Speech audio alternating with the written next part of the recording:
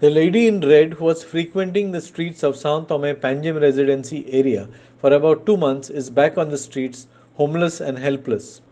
SP North Nidin Walsan said that she had been safely handed back to her brother Naresh. On the same day when Nidin Walsan put out the message, Herald TV put out a message to the North Goa SP that she would be back on the streets, as Donald Fernandez, trustee of Street Providence, told us.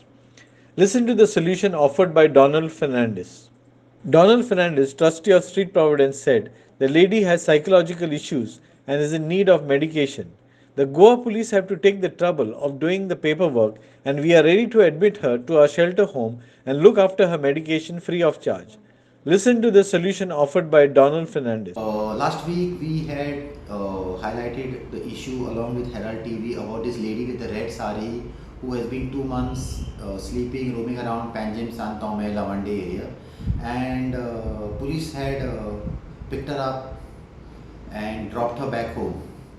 And we also had issued a statement, a bite, and SP North also had issued a bite. And immediately in the night, I had sent a message to Herald TV saying that this woman is going to be back on the street because she requires medication. And right enough, the lady is back again spotted in Panjim. So this is how actually such things need to be taken care of. Moment the police sees such people who are suffering from mental disabilities, they need to be taken to the IPHB. They need to be examined by the psychiatrist, and if medication is required, they need to be given the medication and at least 7 to 10 days admission in the IPHB, that is the mental hospital at Bamboli. After that, the police need to discharge them and admit them directly into our shelter home.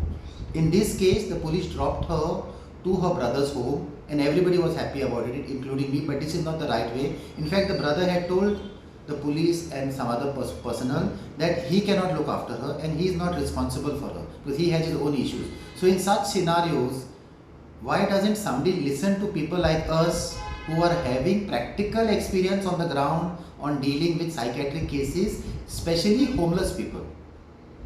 We are just, these psychiatric people are just going round and round the bush, and everybody is not following the procedure which needs to be followed. We understand government has no psychiatric homes.